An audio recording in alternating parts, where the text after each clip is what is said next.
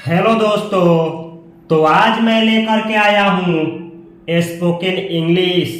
अगर आपको बिल्कुल इंग्लिश नहीं आती है तो आप कैसे कहीं भी अपना इंप्रेशन इंग्लिश में अच्छा बनाएं, इस वीडियो से आप लोगों को सीखने को मिलेगा।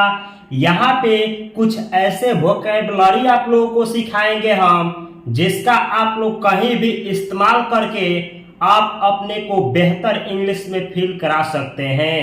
तो इस वीडियो को शुरू से अंत तक देखें, आपको बहुत कुछ सीखने को मिलेगा।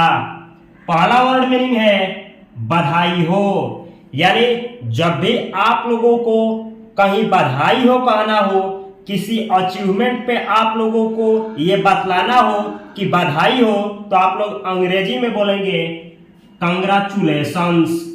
Congratulations, CONGRATULATIONS।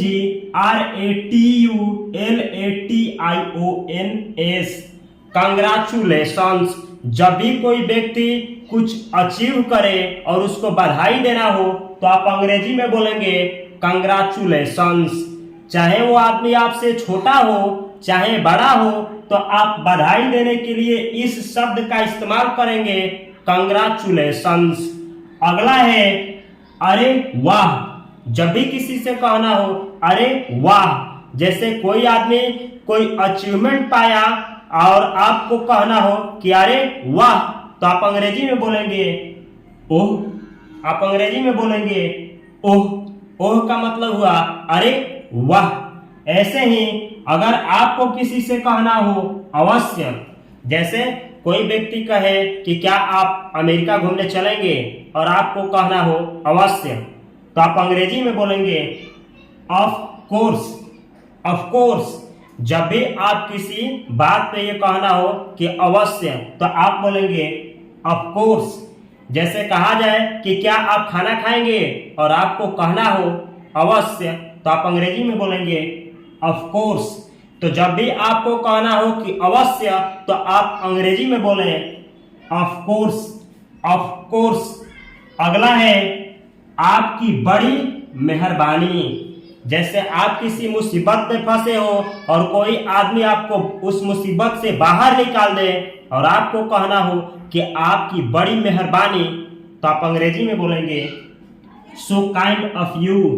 So kind of you. So kind of you का मतलब होता है आपकी बड़ी मेहरबानी। ये शब्द ये फील कराता है कि उस आदमी को लेकर के आप बहुत बहुत आभारी हैं। अगला है अगर आपको कहना हो आपको धन्यवाद। जैसे कोई काम आपसे नहीं हो रहा है और उस काम को करने में कोई व्यक्ति आपको मदद कर दे और आपको कहना हो कि आपको धन्यवाद, तो आप अंग्रेजी में बोलेंगे थैंक यू। Thank you. आप अंग्रेजी में बोलेंगे थैंक यू। तो आज से जब भी कोई आदमी आपके काम में आपकी मदद करे, तो आप अंग्रेजी में बोलें thank you. Thank you. English केवल प्रैक्टिस का गेम है। आप कहीं भी जब भी आवश्यकता पड़े तो इन शब्दों का इस्तेमाल करें। मैं विश्वास दिलाता हूं कि आपको अंग्रेजी बहुत जल्द आ जाएगा। आगे ऐसे ही कहना हो आपको बहुत बहुत आभार। जैसे आपका कोई बहुत जरूरी काम हो और उस समय आपका कोई व्यक्ति मदद कर दे और आप उस काम को अच्छा तरीके से कर पाए और आपको पूरे दिल से उसका आभारी प्रकट करना हो और कहना हो कि आपको बहुत बहुत धन्यवाद, तो आप अंग्रेजी में बोलेंगे thank you very much. Thank you very much. तो आप उसको अंग्रेजी में बोलेंगे थैंक यू वेरी मच। तो आज से आपका कोई व्यक्ति अगर दिल से मेहनत करता है और आपको बुरे परिस्थिति में साथ देता है, तो आप इस सेंटेंस को अवश्य बोले थैंक यू वेरी मच। या फिर आप इसी के जगह पे बोल सकते हैं यहाँ पे thank you so much. Thank you so much. Thank you very much या थैंक यू सो मच, इन दोनों शब्दों का हिंदी मीनिंग होता है आपको बहुत बहुत आभार। या फिर आप इन दोनों को ना बोल करके आप छोटा सा एक शब्द बोलेंगे थैंक्स। थैंक्स। थैंक्स का मतलब ही होता है आपको बहुत बहुत आभार। जब भी आपको किसी बड़े से कहना हो, बड़े लोगों से कहना हो, अपने आप से बड़े अगर कोई मिले और उनसे आपको कहना हो कि आपको बहुत बहुत आभार, तो इसमें से सबसे बेस्ट सेंटेंस ये है, थैंक यू वेरी मच, या फिर आप बोलेंगे थैंक यू सो मच। और जब भी छोटे को धन्यवाद देना हो तब आप इसका इस्तेमाल कर सकते हैं, थैंक्स। अब आगे दिया गया है, अगर आपको किसी से कहना हो पधारिए, स्वागत है, यानी कोई मेहमान आपके घर आ रहा है और आपको उसको स्वागत करना है और कहना है पधारिए, आपका स्वागत है, तो आप लोग अंग्रेजी में बोलेंगे वेलकम, वेलकम। तो आप लोग अंग्रेजी में बोलेंगे वेलकम। वेलकम का मतलब होता है पधारिए, स्वागत है। तो जब भी आज से आपको किसी का स्वागत करना है तो आप अंग्रेजी में बोलेंगे वेलकम। ऐसे आगे दिया गया है आश्चर्यपूर्ण, यानी जब भी आपको किसी चीज पे आश्चर्य हो तो आप अंग्रेजी में बोलेंगे अमेजिंग, अमेजिंग। या फिर आप इसी के जगह पे बोलेंगे वंडरफुल, वंडरफुल। जैसे आप 10th क्लास में पढ़ते हैं, मानिए कि आप 10th क्लास में पढ़ते हैं और आपका दोस्त आपसे पढ़ने में कमजोर है और वो 10th में आपसे बेहतर रिजल्ट ला देता है और आपको आश्चर्य होता है, तो आप इस बात को सुन करके बोलेंगे वंडरफुल या फिर अमेजिंग। अमेजिंग, वंडरफुल का मतलब होता है कि आप कोई बात आश्चर्य में आकर के कहें, या फिर किसी चीज पे आश्चर्य होने को इंग्लिश में बोला जाता है वंडरफुल या अमेजिंग। तो इन दोनों शब्दों का इस्तेमाल आज से ही करें। जब भी आप किसी चीज पे आश्चर्यचकित हो या फिर विस्मय हो तो आप अंग्रेजी में बोलें वंडरफुल या अमेजिंग। आगे चलिए देखते हैं क्या दिया है। आगे लिखा गया है भगवान की दया से।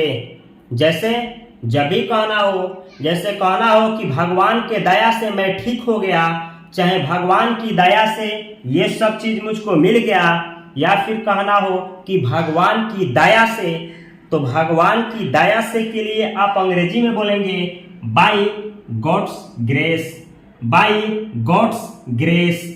बाय गॉड्स ग्रेस का मतलब होता है भगवान की दया से या फिर ईश्वर की कृपा से। तो जब भी आज से आपको कहना हो कि भगवान की दया से या ईश्वर की कृपा से, तो आप लोग अंग्रेजी में बोलेंगे by God's grace, by God's grace. आगे लिखा गया है ईश्वर का आभार, यानी आप किसी बुरे सिचुएशन में फंस जाएं और उस समय अचानक ऊपर वाले की मदद से आप उस बुरे परिस्थिति से बाहर आ जाएं और ऊपर वाले की दिल से आभार प्रकट करना हो और कहना हो कि ईश्वर का आभार, तो आप अंग्रेजी में बोलेंगे थैंक गॉड, थैंक गॉड। तो आप अंग्रेजी में बोलेंगे थैंक गॉड।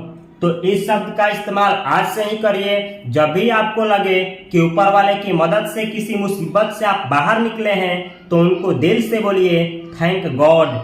आगे लिखा गया है इसी के जगह पे आप थैंक गॉड ना बोल करके एक और शब्द का इस्तेमाल कर सकते हैं, थैंक्स गुडनेस, थैंक्स गुडनेस।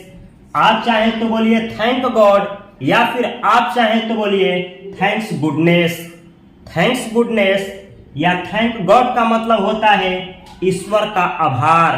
तो जब भी ईश्वर का आभार प्रकट करना हो तो आप अंग्रेजी में बोलें थैंक गॉड या थैंक्स गुडनेस। आगे लिखा है अगर आप लोगों को किसी से कहना हो बेहतरीन या उत्तम, जैसे कोई व्यक्ति कोई उत्तम कार्य करता है या बेहतरीन काम करता है और आपको कहना हो कि उत्तम या बेहतरीन, तो आप लोग अंग्रेजी में बोलेंगे एक्सीलेंट, एक्सीलेंट। इसका राइट प्रोनाउंसिएशन है एक्सीलेंट।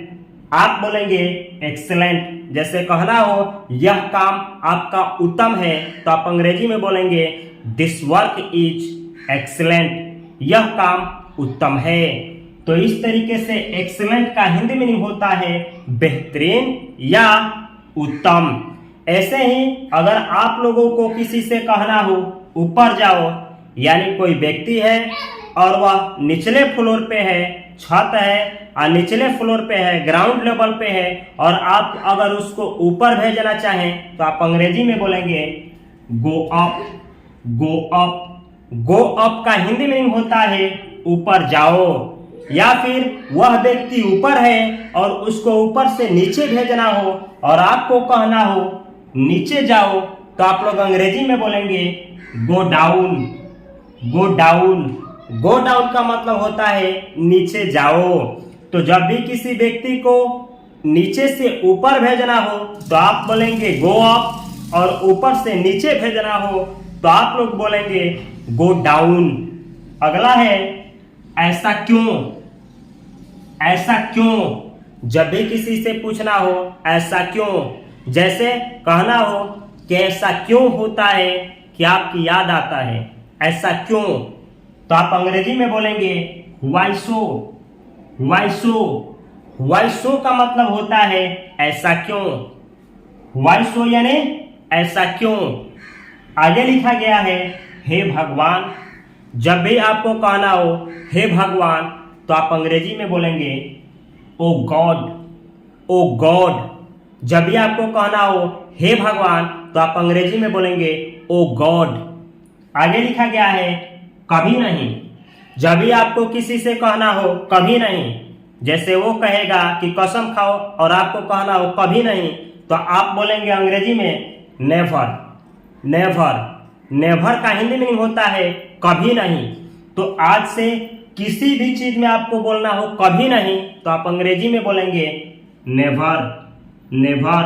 नेवर का मतलब होता है कभी नहीं। ऐसे ही आगे लिखा गया है कभी भूलना मत।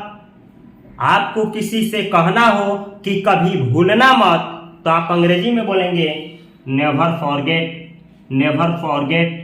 नेवर फॉरगेट का मतलब होता है कभी भूलना मत।